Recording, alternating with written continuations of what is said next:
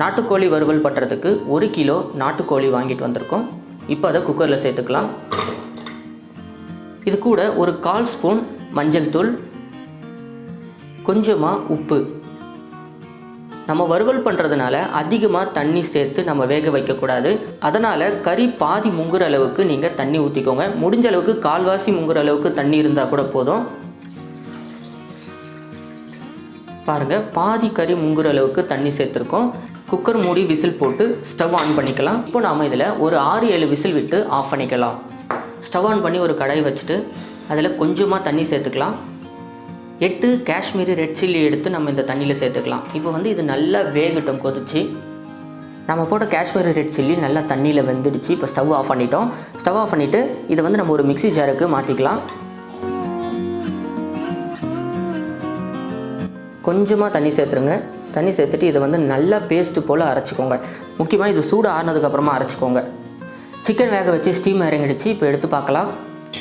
பாருங்கள், நாம் எந்த அளவுக்கு தண்ணி ஊற்றுறோமோ அந்தளவுக்கு தண்ணி அப்படியே தான் இருக்கும். அதனால தான் தண்ணி ரொம்பவே கம்மியாக ஊற்றிக்கணும். பாதி முங்குற அளவுக்கு தண்ணி சேர்த்துக்கிட்டோன்னு சொன்னோம் பார்த்தீங்களா, நீங்கள் அதை விட இன்னும் கம்மியாகவே சேர்த்துக்கோங்க. ஏன்னா இவ்வளோ தண்ணி இருக்குது. நம்ம வறுவல் செய்கிறப்ப இவ்வளோ தண்ணி இருந்தால் அது ட்ரை ஆகிறதுக்கு ரொம்ப லேட் ஆகும். அதனால் இதை விட நீங்கள் இன்னும் கம்மியாக தண்ணி சேர்த்துக்கிட்டாலும் நல்லது. இதுலேயே நமக்கு பார்த்தீங்கன்னா சிக்கன் நல்லாவே குக் ஆகிருக்கும். ஸோ நம்ம வறுவல் டீப்பாக வறுவல் பண்ணுறதுக்கு இது கரெக்டாக வெந்திருக்கும்.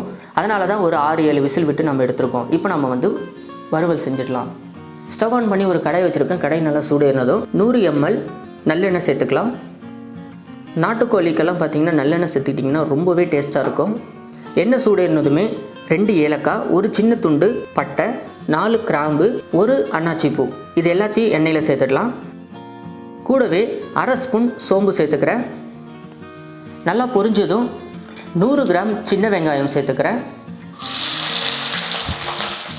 இது கூடவே ஒரு வெங்காயம் பொடியாக கட் பண்ணி சேர்த்துக்கிறேன். அந்த வெங்காயம் பார்த்திங்கன்னா ரொம்ப சின்னதாக எடுத்துக்கோங்க. அப்போ தான் நமக்கு கரெக்டாக இருக்கும். இப்போ இந்த 2 வெங்காயம் சேர்த்து நல்ல பொன் வறுவலாக நம்ம வதக்கி எடுத்துக்கணும். வெங்காயம் இந்த அளவுக்கு வதங்கினதுமே நாம் இதில் இஞ்சி பூண்டு பேஸ்ட் சேர்த்துக்கலாம். 1 ஸ்பூன் இஞ்சி பூண்டு விழுது. இப்போ இதையும் சேர்த்து நல்லா எண்ணெயில் பச்சை மணம் போகிற அளவுக்கு வதக்கிடுங்க. வெங்காயம், இஞ்சி பூண்டு பேஸ்ட் எல்லாமே நல்லா வதங்கிடுச்சு. இப்போ நம்ம வேக வச்ச கறியை மட்டும் நம்ம இதில் சேர்த்துக்கலாம்.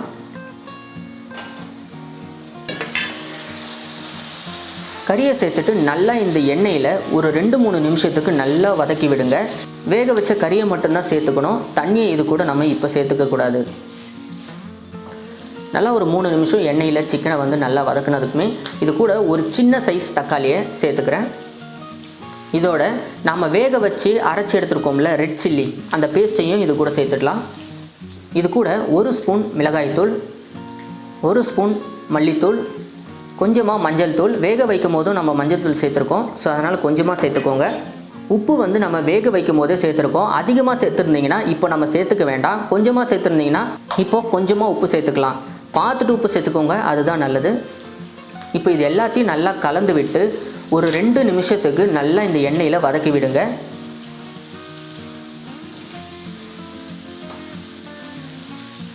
மசாலா, தக்காளி எல்லாமே சேர்த்துட்டு 2 நிமிஷம் எண்ணெயில் வதக்குனதுக்கப்புறமா நம்ம வேக வச்ச தண்ணியை கொஞ்சமாக சேர்த்துக்கலாம். அளவுக்கு அதிகமாக சேர்த்துக்காதீங்க.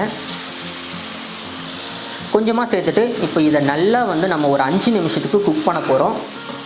தண்ணியெல்லாம் நல்லா வற்றி சிக்கன் நல்லா ட்ரை ஆகும். அந்தளவுக்கு நல்லா குக் பண்ணிக்கோங்க.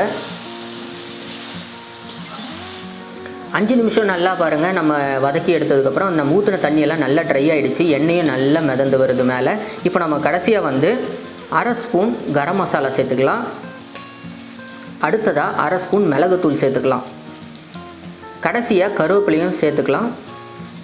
இப்போ இது எல்லாத்தையும் நல்லா கலந்து விடுங்க 1 நிமிஷத்துக்கு. கடைசியாக 1 நிமிஷம் ஃப்ரை பண்ணுறது பார்த்திங்கன்னா நல்லா ஹை ஃப்ளேமில் வச்சு தான் பண்ணணும்.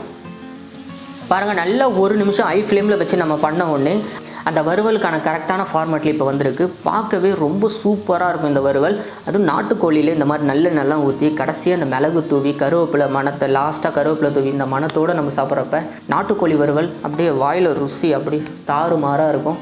இதே மாதிரி ஃபார்மேட்டில் நீங்கள் நாட்டுக்கோழி வறுவல் செய்யுங்க. இன்னும் நிறைய மெத்தடில் நாட்டுக்கோழி வறுவல் இருக்குது. அதை நம்ம அடுத்தடுத்த வீடியோவில் நம்ம கண்டிப்பாக பார்க்கலாம்.